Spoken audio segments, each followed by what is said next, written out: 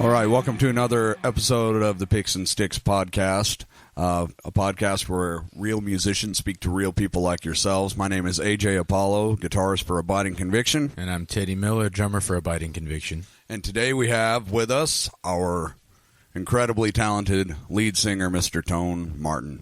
Good morning. Good morning. All right. Good morning. All right. So today we're going to continue our scheduled referencing of our album, which is Nightcrawler. So real quick, make sure you guys are checking out our merch on our website. You can get our album through, can you help me out with this, AJ? Yeah, the album is available through Amazon.com. You can purchase the MP3s. The CD will be available within the next 6 weeks or so. You can also purchase the album on iTunes.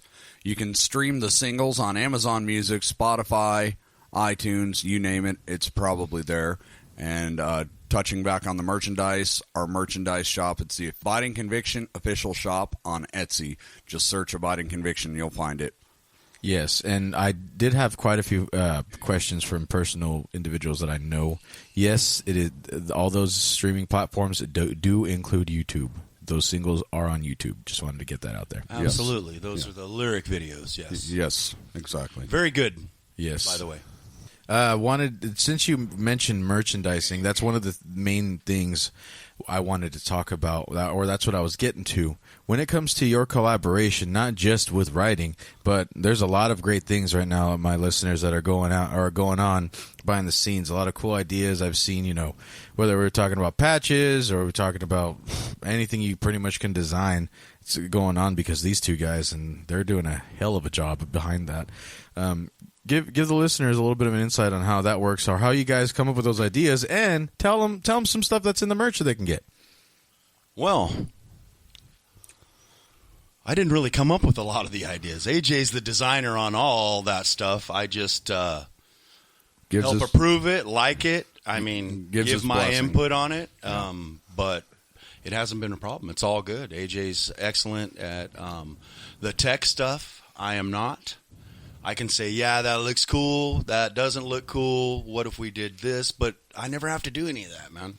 He's always coming up with some killer ideas, and it just works out great, man.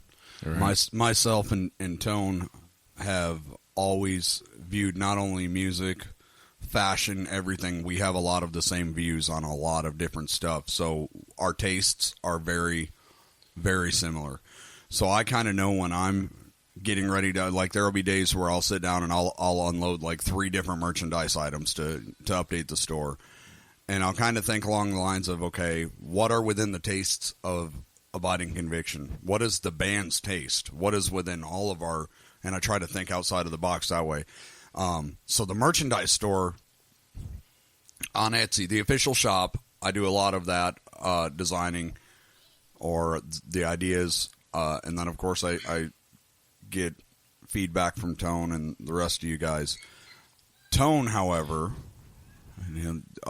is actually working on the merchandise, the concert merchandise. So Tone is in the process of designing some shirts with a local vendor, where we will have shirts that are available at our gigs, our shows. I don't know, Tone, you'd have to touch on that. I think there were like some stickers, some ideas like that, right. Possibly some CDs, singles, or even the full album. Not sure yet where that's all coming. Yes, that's all coming. I got a guy. His name's Nick Morrow. We'll have more information on his business. He does great local work here in Bakersfield, designing shirts, stickers, whatever you need, man. And we're going to have some stickers at our next show on the 24th, possibly some shirts. We'll see. Yeah, we'll see how it goes. And from there, we create a huge following, and we'll just have more to come, man. More designs, more shirts, stuff for the females. Yes. Speaking of that, we did unleash a line on our official shop for females. Of all people, it was actually my mom had given me a really hard time about not having any purple Abiding Conviction shirts. So we've got some real light blues, purples, things like that. So a pink shirt also. We've got some pretty cool looks that the ladies can rock as well. Right. We haven't quite gotten into the whole, G-string thing yet, but I mean, it's Abiding Conviction. Who knows? Yeah. I mean, it could be anywhere, Okay, one of the biggest questions that I found intriguing to me was how do people outside of our inner circles respond to Nightcrawler in general? Now, it could be about Abiding Conviction, could be about Nightcrawler, but what is one thing from, and either of you, feel free to chime in, but outside your circles, or whether it's at work or, even random people, how those people responded to this pretty much out of nowhere plethora of content that we've been putting out? Well, I'll touch just a little bit. We got some people wanting CDs, man, and they're coming. It just whether we make them or a distributor makes them, we're trying to finalize that here. Yeah, we've got our distribution company will make the CDs that are all in the jewel cases and pressed and all that. The problem is waiting for that to get done, and maybe a situation where for like Tone's talking about, like for the concerts and stuff, where there will be a concert version of the album. Same album, but a version of the album that's available at the concerts that you can get now instead of waiting until, because that's a big job for our distributor. I mean, they put a lot of work into it, and it turned out great. Yeah, it did. But Absolutely, it just takes a long time. So 6 to 8 weeks is too long for me. The same. I'm an Amazon guy. I want it today. Exactly. So we're working on that. If we have to make them ourselves, but that's coming soon. Yeah, definitely. Yeah, but if it is still possible to buy those songs individually or buy the whole album electronically, correct? Correct. So if you guys would like that straight in your phone, that's one of the best, quickest ways to do it. Absolutely. I use Amazon Music. I pay for that monthly, so that's all included with my payment every month and millions of others. Yeah. iTunes, you can purchase the album on there. You can go on Amazon.com. You can even buy the MP3s. You can buy them individual, buy the whole album in MP3 format. Yes. There's a lot of options. So, yeah, you can get it right now. And I get what Tone's getting at, too. We've got people in our circles that are not tech savvy, that don't know what a Spotify is. Absolutely. And that actually enjoy that old rock and roll, but they just want to put it in a CD player. Yep, and a CD player. And so we are actively trying to figure it out. We're even a little head start looking into some vinyl. Yes. Vinyl's coming back. Yeah. So them records, whatever it may be, 45s. Yeah. I was looking at that yesterday, in fact, doing some research on getting some vinyl done. A lot not nearly as cost effective as CDs, but if you want, it's one of those special kind of treats. Cool for fucking deals. Yeah, What it is, it's like a treat for people that want to get back into that. We're all about it. Whatever you want, we'll get it. Yeah, as long as you show us that it piques your interest, and we'll be more than happy, just as my friend AJ said, to go ahead and make that happen. And as far as my outside circle of people and the people that are around me listening to Nightcrawler, one of the biggest things I hear, first off, I've heard nothing negative so far. Listen, if this isn't your kind of music, it's not your kind of music. But, I haven't heard anything that's really a cut on the album or anybody trying to knock it. The biggest thing I hear right now is they seem to be well receptive, blown away in some cases. Some of the guys that I know that are mutual acquaintances of myself and Tone that know both of us to some degree or another, they can't believe that's Tone singing.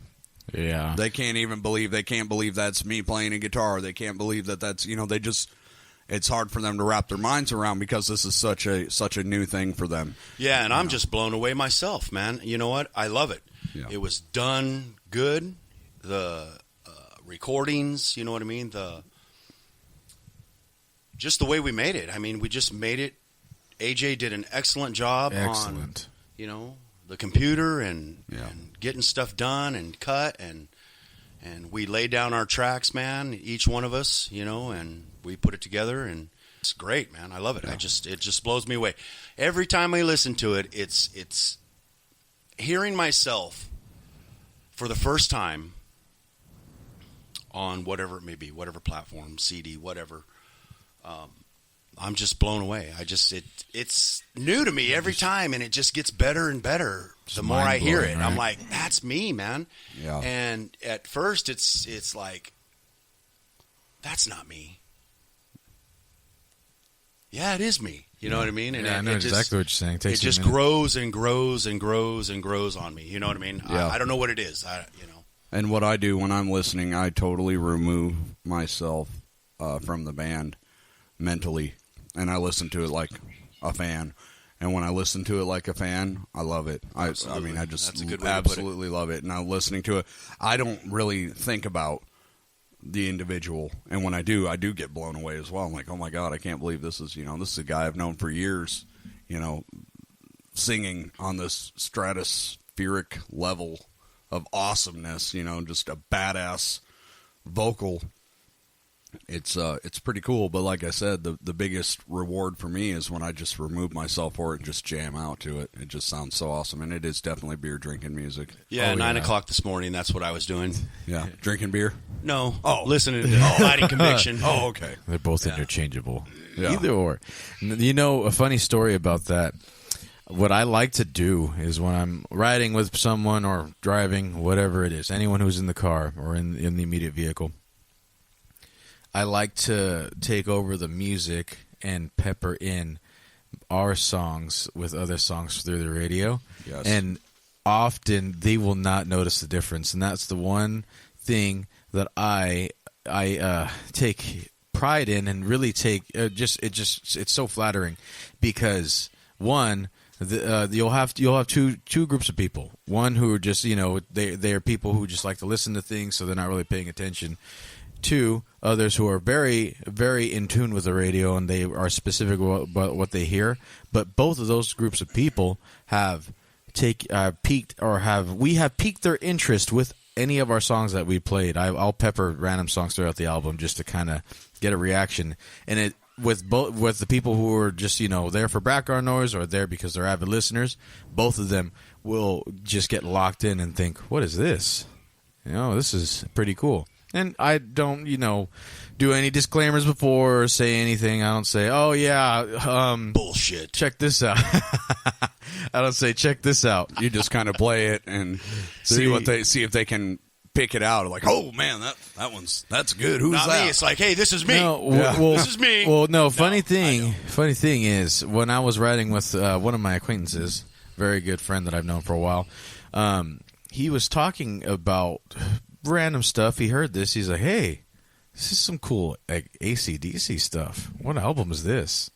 And I was just, I don't know. You should try to look it up. Look up the lyrics. He's like, "Dude, I can't find this. Is this your song?"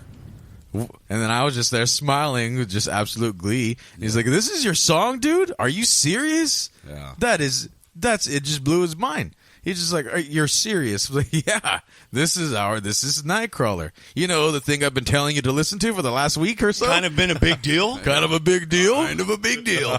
And just having that you can't buy that. You can't fake that kind of excitement.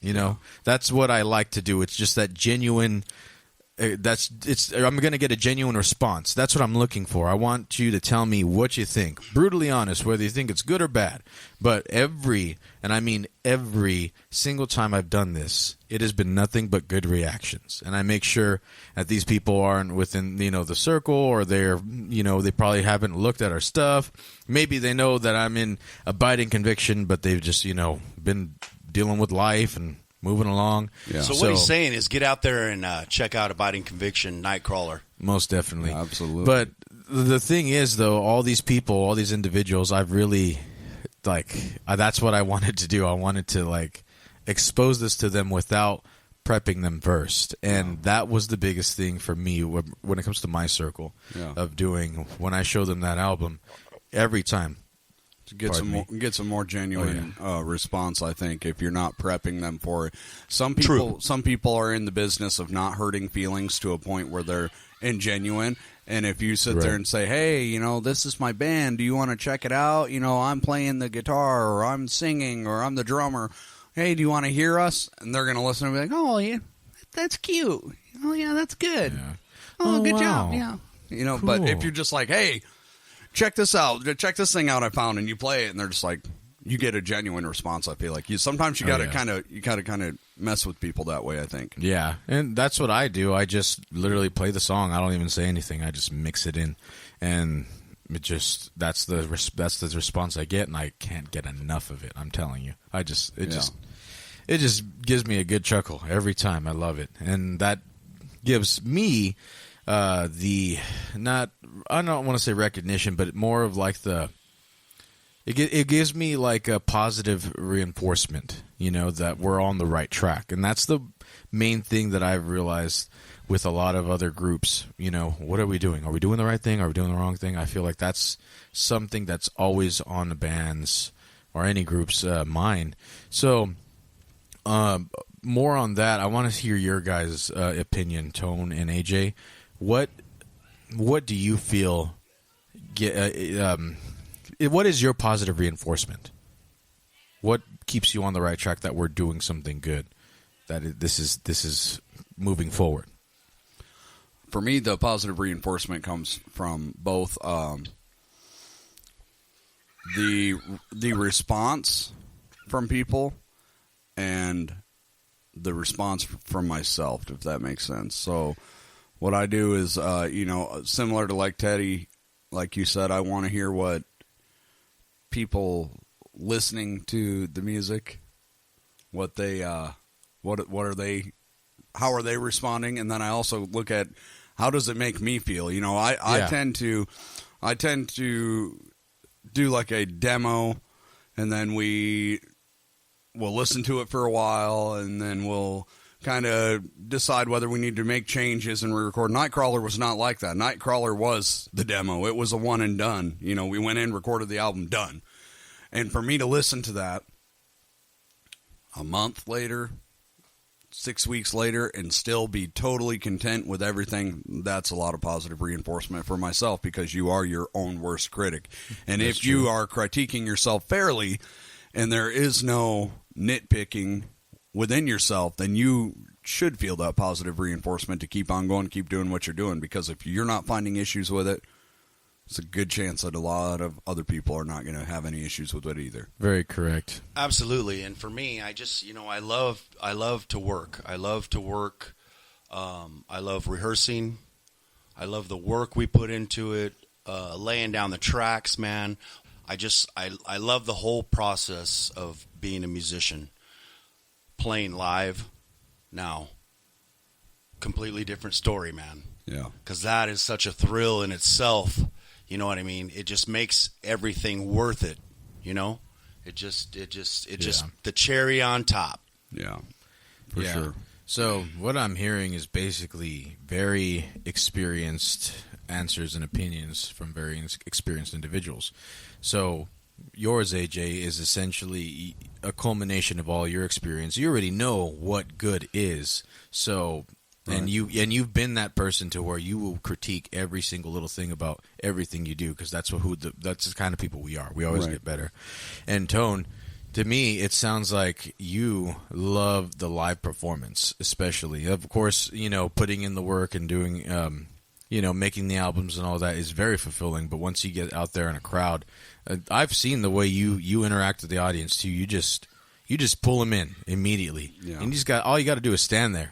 People just notice you, and then you can tell you're made for that stage. Well, it's only going to get better, man. I mean, with time, you know what I mean, and playing and rehearsing and doing all the stuff that we do. You know what I mean. Taking times away from our family, to rehearse every weekend and doing things like that together, and it just going to make it all worth it, man. Right. And funny you say that. Funny you say that with family. My question to you, Tone, is how do you balance family and music? Real easy for me, man. My kids are teenagers, so dad is almost obsolete. My wife, she works a lot. She does a lot of stuff to take care of the family. Bless her. She She gives me the freedom to do this every weekend and doesn't really give me a lot of shit about it. You know what I mean? Thank you, Joe. A lot of shit, once in a while she does, but it's brief and probably deserved. And very, the money I spend, just a little. The money we spend, it's I tell her, it's going to be worth it. It's going to pay off. You know what I mean, and it'll all be worth it. It will. It's a matter of time. Yeah. Those things will come back full circle. I believe that. Yes, with this album, Nightcrawler. Yeah, it's I think it's a hit, man. Right. I do too. You know what? I don't think it's a hit. I know it's a hit. I do too. Oh yeah. I've got no bad feedback on it. Neither have I. Yeah. And that's why I've noticed we're just willing to sacrifice all we're doing now because we got something that's worth fighting for, so to speak. Absolutely. I really want to get an insight in how it is for you, AJ, in balancing that. How do you balance family and music? So, my daughter is young. She's 6 years old, and I'm relatively newly married. I got married November 1st. So I got married just before we did the Diamond in the Rough album. So it's got its challenges, but I have the support of my family. And I just, my thing is I've got time where I have to focus on business, which is this band. I look at this band, and yeah, we have a great time. We're a bunch of rock and rollers and party animals and all that, but it is a business. I treat it like a business. I treat it like a second job, but it's just a job that I really, really love.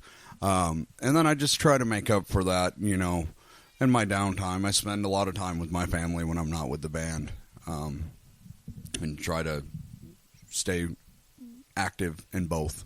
And it's a balance that can be done. I've had those discussions with my wife and my daughter about the future and where this could go, God willing, if it goes where it needs to go. And, it seems to me that I have the support of both of them, and I'm grateful for that. I love my wife. I love my daughter. I've got a great family, and we've got a great band. So, very nice. I'm kind of on cloud nine with the whole thing. I lucked out. It helps out a hell of a lot. We rehearse at your house, and we do.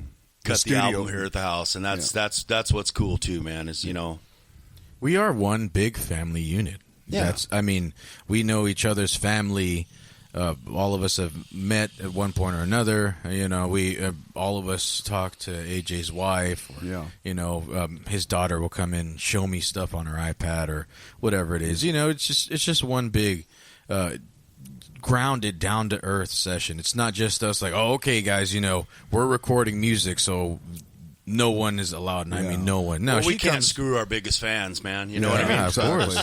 That's the way I look at it. You know what I'm saying? My biggest supporter, financially, mentally, physically, just like AJ, yourself, our family. Without our family, we wouldn't be there. And if we don't recognize them and take them on this journey with us, man, we lose focus on a lot of things. A lot of things could go bad. A lot of things could go badly. I mean, do I need a handler? Probably. Yeah. Yeah. And my wife, shout out she's for 26 years been glad to be my handler. She does a great job. You need it. That's for sure. So when we go out on the road, I'll probably need a handler. Yeah. I've had a lot of support myself from, my family, my mother, shout out to her, my brother. Hi, Mom. Hi, Mom. That's always a classic, right? Shout out to all of them for being supportive, my sister, my cousin. Family is important, man, and we got to have them there. Got teenage kids and a wife, and soon the kids will be gone out of the house, and it's just me and her. Yeah. Right. Which is kind of cool. No better way to do that than on the road, right? That's right. Sightseeing, seeing the country, seeing different things, whatever the road leads us to, right? Driving me back to the room. Yeah. Driving us back to the room. Yeah. And, but talking about family in general, that's really your solid support system. When it comes down to it, those are the people who are going to have your back, regardless when things hit the fan, so to speak. They will have your back or they won't. Yeah, that is true. So it's just, but it's thank just God establishing right now, that. that's what it is, and we need that support right Yeah, now. and we've really established that family feel between all four of us. With Miles, Tone, AJ, and myself. We have that kind of thing to where that's what I like about this band. I've been in many other bands, but some of them felt either disingenuous or I just was there to show up just to play. But here I feel not just like I'm here to play drums. I'm also part of the family. You guys have been so welcoming. I remember I actually came in a little bit at a later date and, helped you guys write all the diamond in the rough stuff and everything. But you guys already had the ideas laid down. Teddy's a bit of a gypsy. Yeah, in a sense, yeah. And, that was just so mind-blowing to how you guys were so inclusive. A vagabond. Let me know, right? Yeah. Nomad. A drifter. It's got nomad in his Nomad. There you go. That's the word I was Nomad. looking for. I always like that word, nomad. Yeah, I guess you can call me a little bit of that. But I found him sleeping on a couch this morning outside of somebody's house with a drum set. Whatever we got to do with a to drum make it. set laying next to him. We won't name any names, but it happened. And that's the biggest thing for me is I've had the big support from these guys, and that's what keeps me going, coming back for more, and makes everything worth it, because if you're going to be around these guys for a long time, what's the point of staying with this group if they're just going to drive you up the walls, Well, I'm telling you, you look into the future or the past of bands, man, a lot of them, it's tough, man. It's tough, when you're around these guys as much as you're around them, man. It takes, it takes a lot to it's like a stay marriage. friends and stuff like that. And then that's what we're, that's striving for, that we're not going to have 3 lead singers and another drummer, 6 bass players, different guitar players. We're not doing that. We're not looking for that drama. I mean, and it's there, man. It's there. It's definitely real. Right. A lot of bands have went through it, man, and I mean, just went through some shit. Yeah. Oh yeah. Yeah, I think for me it's important. God bless them, man. I mean, shit. I think for me it's important to stay focused on that principal value of what started this band. What was this band when it came together? Miles, Teddy, Tone, and myself. What are we? Or talking future tense, what were we about when we put it together? Yeah, well, just how that came together was just, I mean, just how it came about is just a miracle in itself. Yeah, we didn't really search. Yeah, no. You guys aren't far going and wide. anywhere. I mean, we needed a drummer for a while, Right? And lo and behold, we had one the whole time. Yeah, we just never noticed it. Never. You guys are it. not leaving anywhere. You guys are staying here. And a shout out to Miles, man. He works a 12-hour day job, man. Yeah. And he's only able to rehearse every weekend. But I mean, like tonight, man, it's going to be late, But he comes in, we lay it down, and we do about our business, yeah. And Miles he's got a family, he's got a young daughter, and he takes the time to just be here. Yeah, to be here. And not only that, I mean, he comes in here and he's ready, And you know what? He comes in here and he's better. Better every time, yeah. Every weekend. He's better. He blows my mind. Yeah. And that credit goes to him for, like Tone says, being able to juggle all of that. Absolutely. And still 12-hour shift. Yeah. We work 8-hour shifts. Yeah. And those suck. And I used to work 12-hour shifts, and those really suck. I did too. You don't feel like doing anything after 12 hours of work. You know what I mean? So I think that's another thing. It's a big release for us. We come over here and we're just able to let all our passion, and after that we feel good. I feel recharged and energized for the week every time. It's exhilarating. It's exhausting also. For me, I'm not, I'm not in the best of shape, man. I'm trying, working on some things, but it can be exhausting, man. Oh yeah, but you're definitely going for it. I mean, I can see, all of us too. We all notice each other's work. That's the best thing about it. I mean, listeners, we're literally in tune so well with our mindset that I have a list of our talking points, and they're just taking them away from me before I can even ask the question. That's the kind of communication we have here, So all of us are doing what we need to do, improving leaps and bounds from whatever progress we make, and we're never the people to just kind of sit here and just be stagnant. Like, all right, we're coasting, we're good. Nah, we want more. We continue to improve, to get better. Getting out and playing, that's another big deal. That's 100% important. Yes. Oh yeah. 100%. Because then you get them, people, besides our families. We talked about our families being our biggest fans. Yeah. But, we need to think outside of that. You know what I mean? We need to think outside of that, into the public, and, work on that also as a family. We need to bring the fans in as part of our family, and that's what we're striving to do. Yes. Getting out there and playing and merchandise, whatever it takes, man. Whatever it takes. Whatever it takes. That's how important this is to us, that we invest in what we're doing. My man, yes. Tone. This passion that this guy has, huh? Yeah. Speaking of passion, I like spending money. So I notice you have a lot of passion, and whatever you speak about or whatever you're doing, you're in 100%.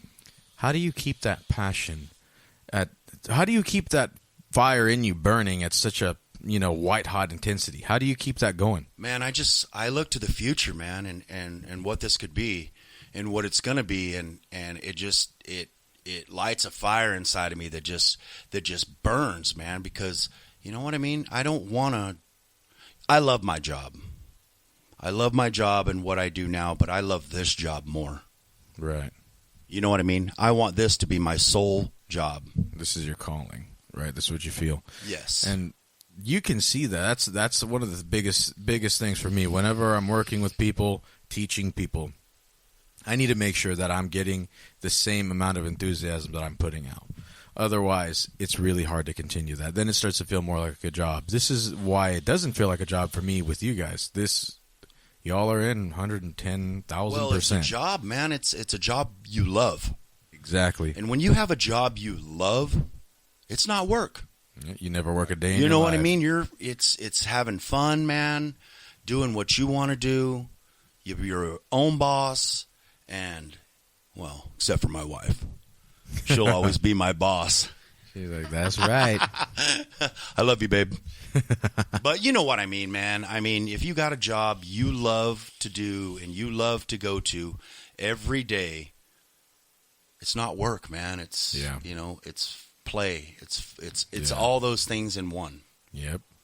So fulfilling. It's not like, oh man, it's Monday, I gotta get up and go to work. It's like, man, what are we gonna do today, man? Yeah, what? Can't wait. Where are we going today? Let's play. What already. city are we in today? Yeah. It's just the future, dude, and it just lights something inside of me that says, we're going to do something. Oh, yeah. Definitely gets my adrenaline going, too. And to that, I'd just like to quickly switch it to you, AJ. Now, please take your time and explain that, because, boy, do you have a lot of passion.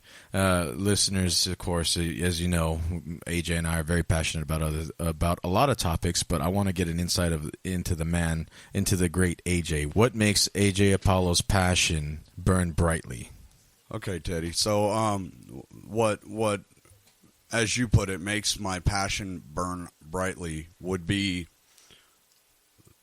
I've been at this for a long time. Not necessarily for a long time in abiding conviction, but I feel like my musical journey have been roads that led me here. Okay? So in different projects that I'd been in, I was always hungry for the music to mean something. And I'd done a lot of different things and played shows and were with a lot of different musicians over the years.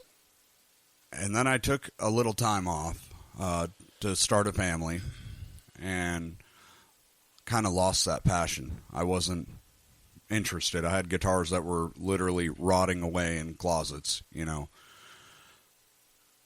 then it came back to me. And when it came back to me, it was just like it was when I set the guitars down the 6 years before that. And all of that drive and determination that I'd had for my music to mean something came back like tenfold. And I was all full steam ahead. Full steam ahead, exactly. And I I updated my gear. I, brushed up my chops on the guitar. I didn't forget anything that I ever knew.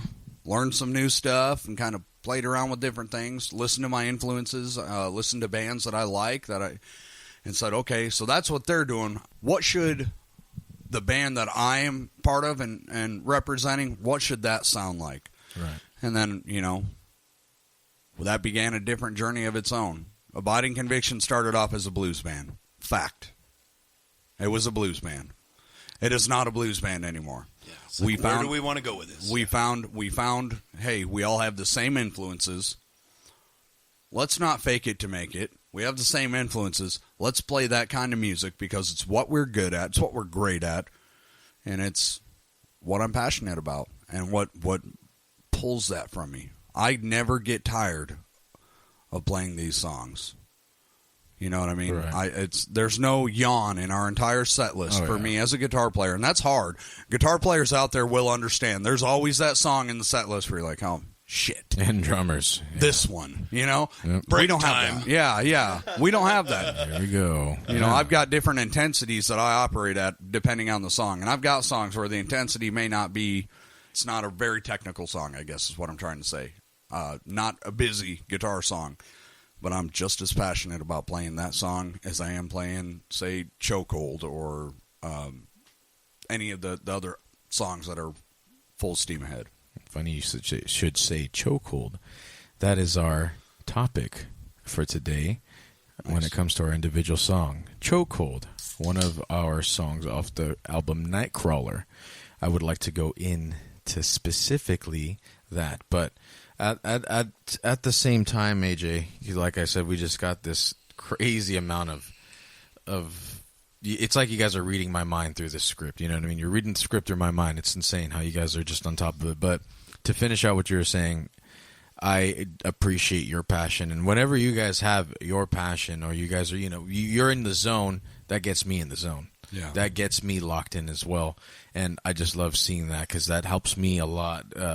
Focus and bring out that inner performer that's always in me that I've been wanting to unleash for the longest since it was a while before I continued to perform. I teach quite a bit, but teaching is a lot different than performing and actually putting yourself out there. It's an extension of yourself. So I really appreciate you guys being there to help me express that extension of who I am. Now, let's talk about more about appreciating those extensions. So, Chokehold, this is a fun one. What was the lyrical inspiration, guys, for Chokehold? So, Tone started this, so I'm going to let Tone take the lead on the lyrical inspiration. I am the way it works in our band. Tone, you can correct me if I'm wrong here. Tone writes a majority of the lyrics, yes, and I just simply help him structure those lyrics around the guitar parts and the music of the band. So, Tone. Yeah, because I can write a great story, you know what I mean? AJ puts it into music, you know what I mean? And we go with it. But Chokehold, man, Chokehold is just a naughty song, man. I'm a naughty guy. It's just one of those songs that came about, some life experience, some today experience, some future experience, of course. But I mean, it's just, it's a naughty song without being too naughty, without being obvious. About being obvious, it's real. It's real. Mm-hmm. I mean, our fans, they start listening to it and things like that, and they'll get it. You know what I mean? I don't want to, get too into detail with it, but it's obvious. You know what I mean? Right. It's obvious without being obvious. It's just a good, fun song, man. Things that I like, things that every guy likes. So every guy's gotta like this song, man. I mean, all of Abiding Conviction songs. I mean, that it's just this album, Nightcrawler with. Chokehold in it, man, is just, it's just a good, I don't want to say clean, but clean, fun, naughty song. Even the girls, even there's quite a lot of freaky ladies they're running around out there. They're gonna dig be this like, thing oh too. yeah, oh yeah. We'll let you. I feel you.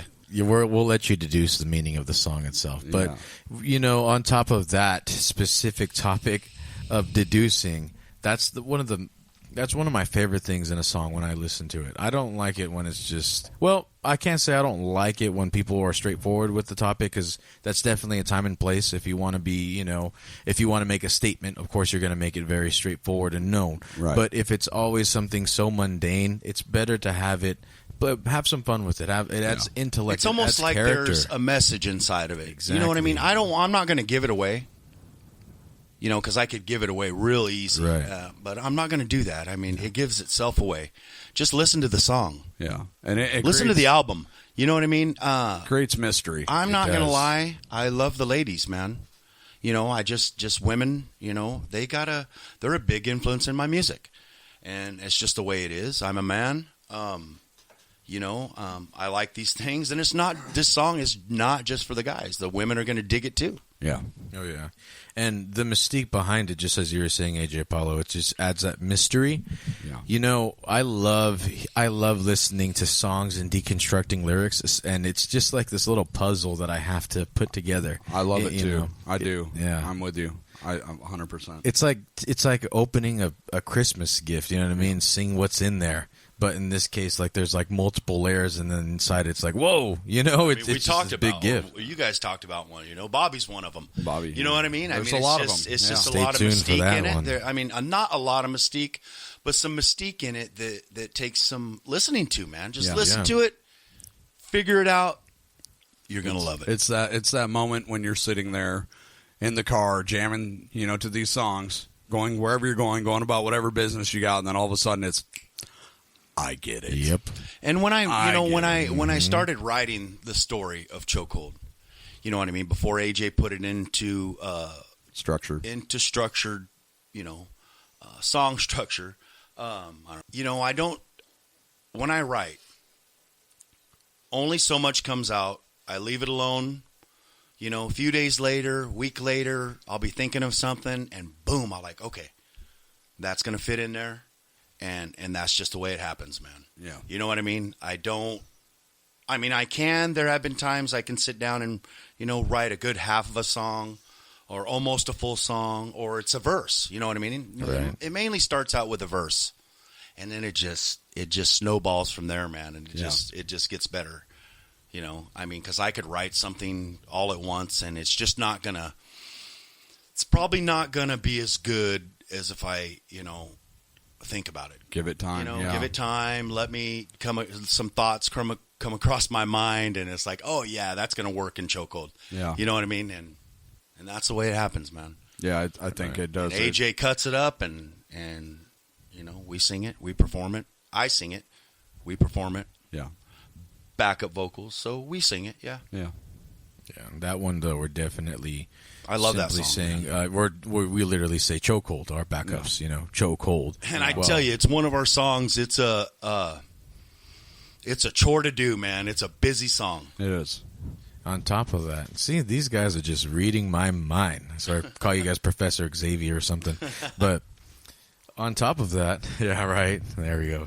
Tone's got the hairstyle already. Now, how do you keep track of that? Poking fun at my hair. Talking about his beard? Don't talk about my Talking about his beard. You ain't going to be in the band no more. Oh, gosh. You got to love those references that you had to be there to know. Yeah. Inside story. Speaking of the song being demanding, challenging, especially rhythmically, right? That was definitely one of my most challenging rhythmics. In a rhythmic sense, that was one of my most challenging songs.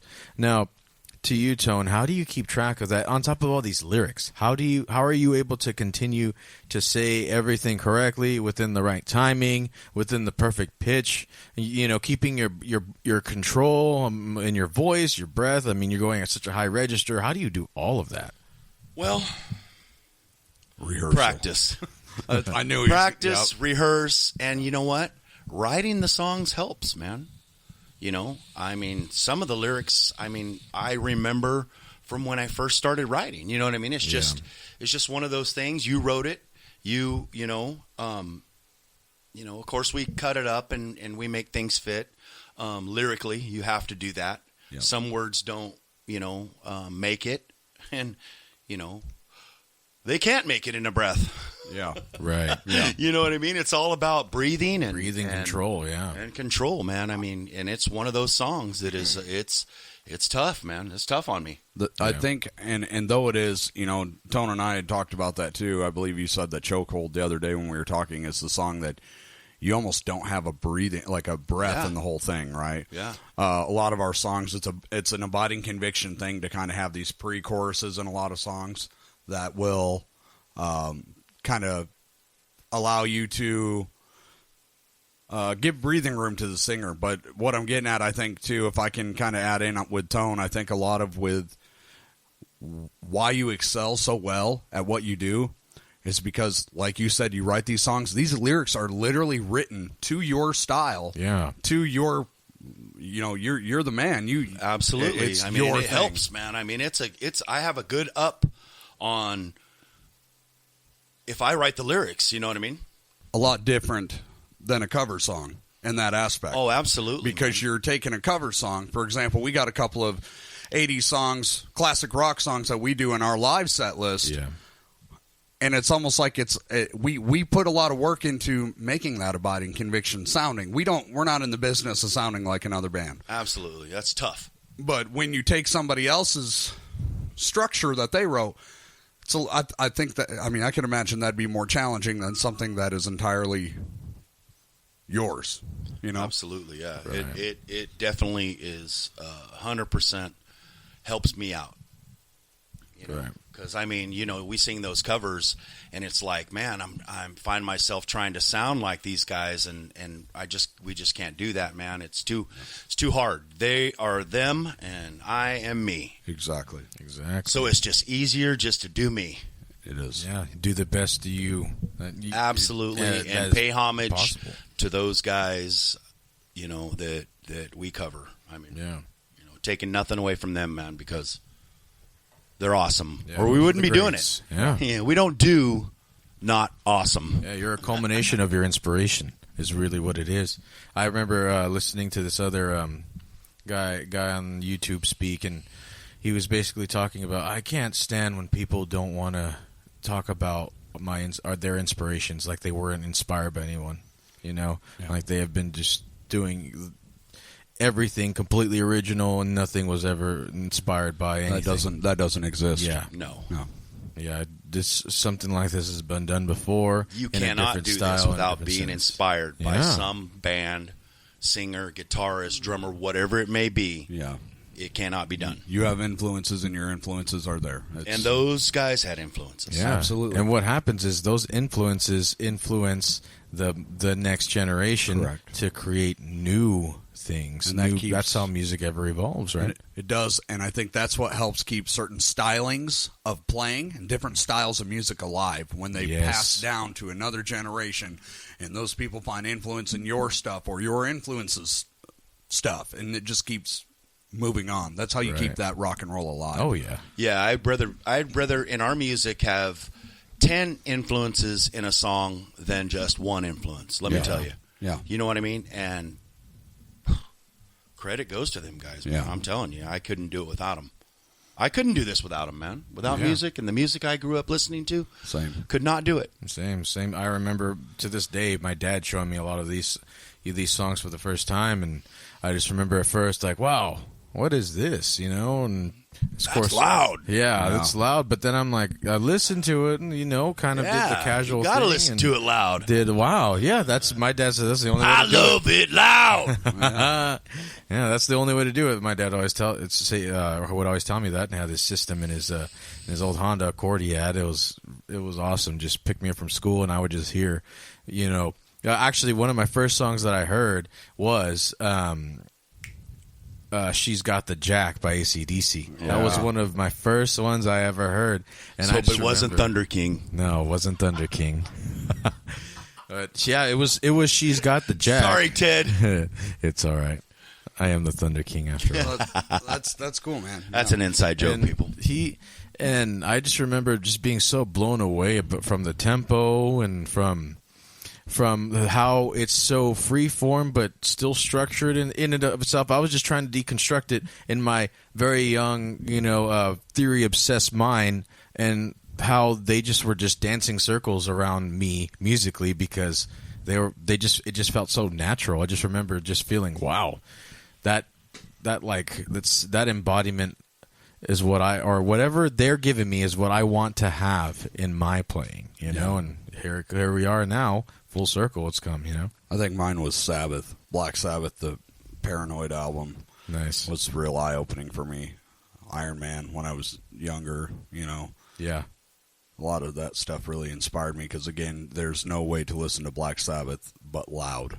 Yeah. And it just, a lot of bands, but that's just early on. I think that was one of the key influences I had, and rock and roll was Black Sabbath. Right. I think some of mine was like Donnie and Marie. Oh, nice. Captain and Tennille. Yeah. Jokes to the end, huh? No, serious, man. Like way back stuff. Oh. Even as far as country music, country western music. Oh, you know yeah. what I mean? My grandparents, that's what they listened to. Black Sabbath, my dad, things like that. And my mom had her, they pretty much listened to everything, man. It wasn't like a one genre deal, Yeah. It was like I got to listen to everything, man. And that creates so much versatility in you as a singer. Yeah. Because you came up with these different stylings. Yeah. And that's good. Me, I had some versatility, but it was pretty much in guitar and stuff. It's rock and roll and blues, and that's about it for me. I can try to pretend like I could play a country song, and it's just not gonna sound good. Like my thing is blues, rock and roll. That's just me. But it's great to have as a singer and being able to present your lyrics. I think it's a great thing that you have such a wide range of exposure to different styles. Absolutely. It is, man, because you get to hear, you get influences from all like you said, all kinds of just different banjo, guitar, accordion, whatever it may be. My forte just happened to come out to be heavy metal. Right. You know what I mean? Rock and roll. Yeah. You know what I mean? It's just just where my inner being lied. You know what I mean? It wasn't country music. Yeah. I can listen to it. Yeah, I'm a diverse guy. Yeah. I can go into a bar and they're playing country. It doesn't bother me at all. Right. You know what I mean? I can have a good time doing that too. Hats off to them guys.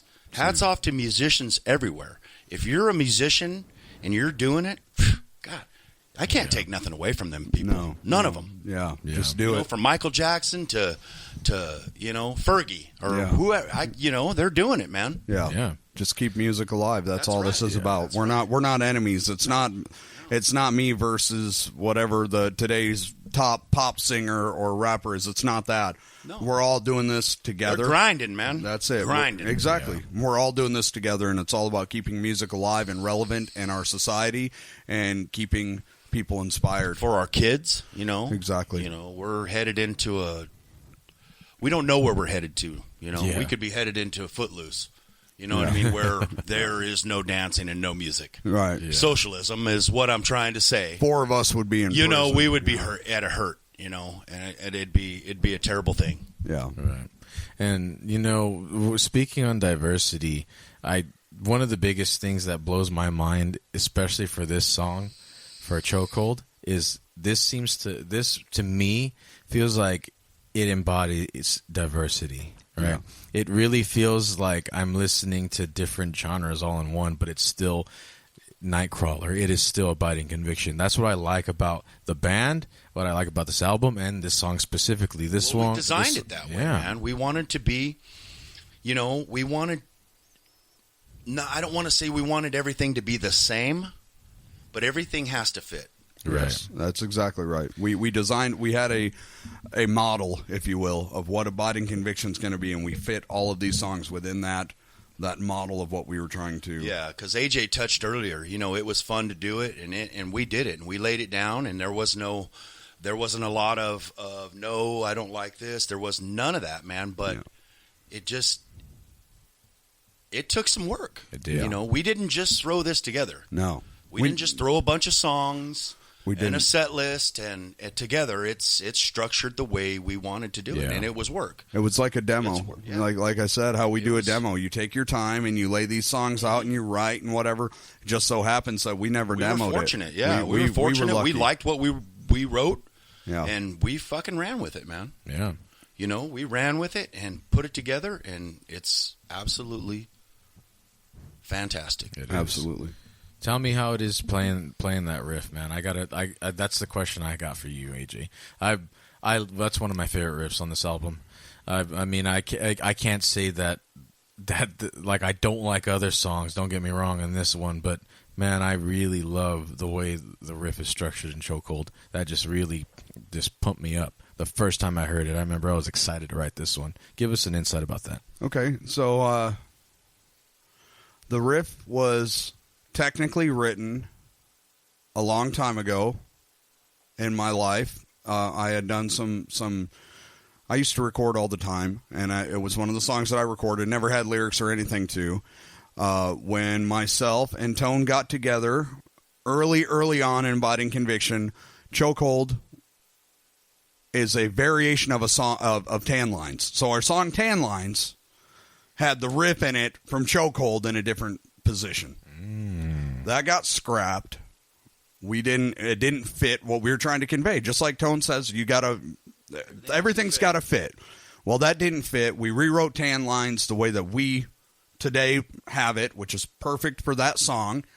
And that riff kind of was just laying around essentially. And when we were doing this album, I felt inspired again with that riff, but in a different spot. I wanted to change it, and I did. It's not exactly the same as how it was originally. There's quite some difference to it, but we changed it up, gave it a little more attitude in the rhythm, and a little bit.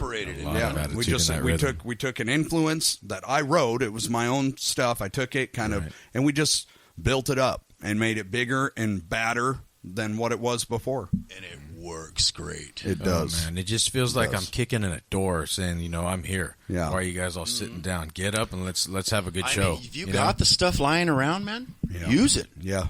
If it fits with some lyrics a year from now.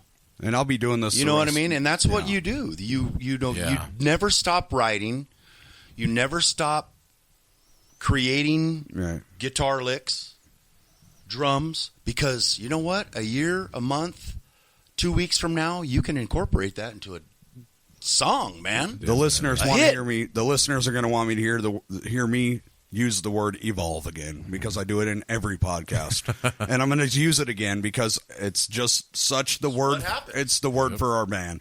That guitar riff evolved into a better guitar riff. And, and I'll be doing this the rest of my life, guys. Yeah. I'll be, 5 years from now, 10 years from now, who knows what the future holds. We'll be sitting there trying to write something, and something from my past will come back.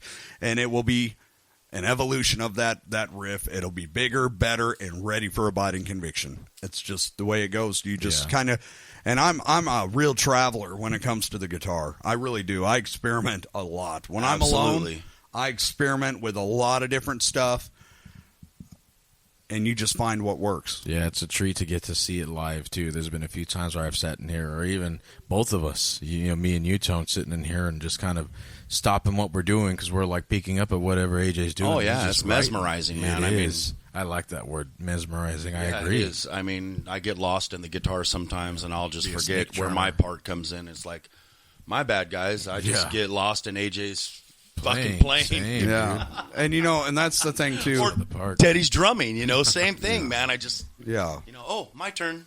And you know what I mean? Yeah. when Tone and I designed this thing early on, when we first started this band, Tone had made it a point to me that he wanted a guitar band. He wanted that 80s rock and roll guitar back and prominent the way that it is not currently in music. Yes. And that was another thing when we talk about the passion and inspiration. That inspired me as well, because I know that I have something, not that I have something to prove, but I know that I have somebody that is expecting Right. greatness. You have something to give. Absolutely. Somebody's expecting top-notch guitar, and I have that to live up to. And I know what he's talking about when he's saying it because I listen to that stuff. So I go and say, okay, this is what we need to do. All of our influences, from all the guys before, we're talking about these icons, these titans of rock and roll. From Van Halen, Def Leppard, we got AC/DC, Ozzy. Seen some Ted Nugent up on there. There you go. You know what I mean? Come on. Yeah. That's way back, man. Yeah. That hasn't been seen in such a while, or there's no new content with it, and that's what we wanted to do with something this. I never noticed. Yeah. And then the way AJ was playing it yesterday, I was like, oh. Yeah. Okay. I do love you to would share. never have, I love to share my influences. I do. Because you're never inside of somebody else's head. So what I do is I will never... I don't want to steal licks, right? It's just not morally right. What you do is you take an influence and say, I like the style to which a person did this, or a vibe that they're creating doing this. How can I create that same vibe in my own way? Ken Tamplin calls it in the spirit of. Absolutely, yes. I like that. Good shout out too. Yeah. Ken Tamplin is absolutely. Thank you, Ken. Yeah, Ken is awesome. Huge shout out to you. That a lot of vocal tips and just overall good knowledge. Thanks for all the emails. Oh yeah, yeah. The other crazy thing about Chokehold that I do want to touch on that is really kind of, it's almost an invert for me, is I try to create a space where I wild out on the guitar solo, and then it'll be kind of a moderately complex lead guitar part. This song is totally opposite of that. So the main tag to the song is very in your face kind of thing and real busy, we'll say. Yeah. And the guitar solo is completely laid back. Yeah. But sounds incredible. I don't know. It's just really weird. And I love that. It's cool variation. that we have a song like that because it's not something I typically do. Man. It fits great with all the other songs on the album. Oh, yeah. Every one of them. You know what I mean? Yeah. You're going to find a little bit of differences, but everything fits. It's the same. Yeah. It doesn't sound like... I don't know. Does that make sense? Oh, yeah. Being the same without being the same? Yeah. It's within that same platform, yeah. It's like there's certain albums that I've heard that it sounds like they're writing a ton of different with each song it's a ton of different genres, like where it just like they tried to do what we ended up doing with Nightcrawler, but then it will be completely it jumps and it feels awkward almost. You're like, am I listening to the same album? This one, it feels so there's so much fluidity. Everything's within the same. Yeah, it just flows all into itself the whole time from start to finish. And Chokehold is just that thing that just pumps you up. And there's never, just like AJ said and Tone were saying, there's never a song that just kind of is like, I guess time to. Commercial break. I just kind of just play this whole album and just listen to it and can't stop it. I don't want to pause it because I want to listen to that. And then this next one comes up. Oh, boom, Chokehold is here, and then something else comes up, and it just creates this genuine listening experience that I miss. That's a lot of things. That's a lot of what a lot of people have liked. And all this talk about Chokehold is just making me wanting to listen to right now, and I know our viewers out there definitely gonna want to hear. Ted, what you want to put me in a chokehold? No, but I will listen to the song. We'll listen together. Yeah. All right. As I slowly back away, here is Chokehold. This is Chokehold by Abiding Conviction. Here we go.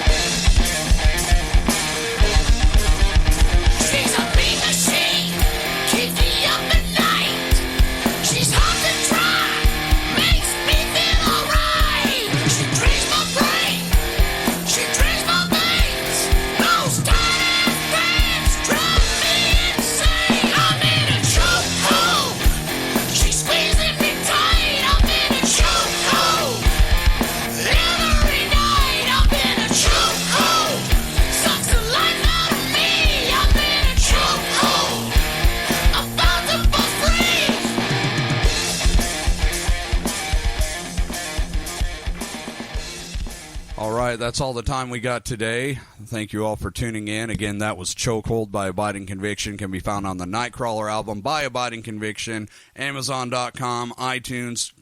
Get yourself some. It's incredible.